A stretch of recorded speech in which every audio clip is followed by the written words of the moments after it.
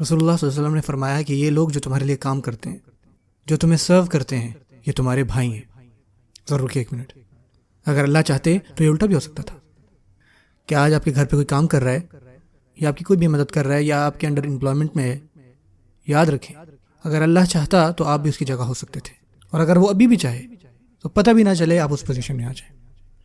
اور اگر اللہ کی منشا ہو تو یہ بھی ہو سکتا ہے کہ آپ کے بچے اور ان کے بچوں میں زمین آسمان کا فرق آ جائے۔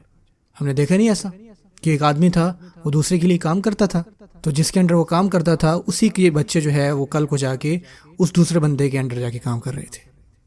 ایسا ہوتا ہے۔ اللہ سبحانہ وتعالیٰ فرماتے ہیں کہ اس کو سمجھو۔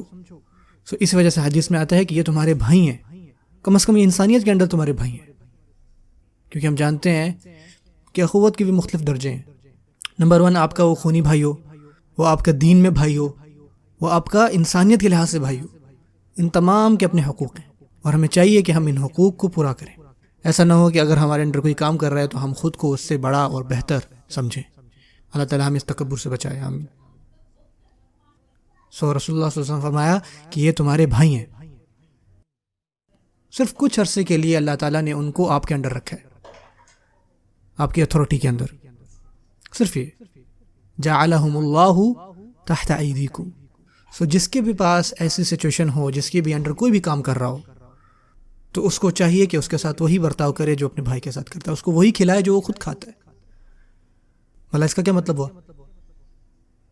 کہ آپ ان کو بچا کچا نہیں دیتے اور کہو کہ یار یہ تو صرف کام کرنے والے ہیں، ان کو تو یہی دے دو بس۔ نہیں، یہ بہت برا رویہ۔ ایسا ہوتا ہے کہ جو کک کھانا پکا رہا ہے اس کو خود کو اجازت نہیں کہ وہ کھائے۔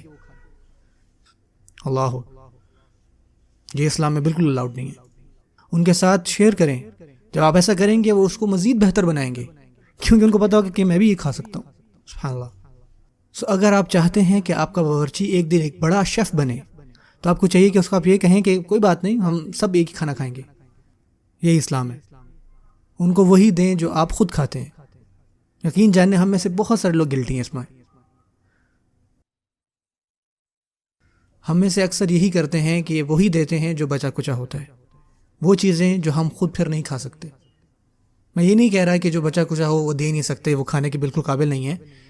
آپ یہ کریں کہ جب کھانے لگیں تو ان سے کہیں کہ ہم یہ سارا نہیں کھا پائیں گے، اگر آپ چاہتے ہیں تو آپ اس میں سے لیں، آپ ضرور لیں، لیکن یہ نہ کریں کہ جو آپ نے کھا لیا، جو بچ گیا اور ان کو دیا۔ سوچیں اگر آپ کے ساتھ کوئی ایسا کرے تو آپ کو کیسا محسوس ہوگا؟ جب ان کو آپ کی ضرورت ہو، جب وہ ڈیسپریٹ ہوں، وہ آپ کے انڈر کام کر رہے ہیں، تو آپ کو چاہیے کہ آپ اپنا بہتر رویہ ان سے رکھیں۔ اور اگر آپ کے اندر یہ کوالٹی نہیں ہے ایز اے مسلم، تو آپ کے اندر ابھی بھی تکبر کے عناصر موجود ہیں۔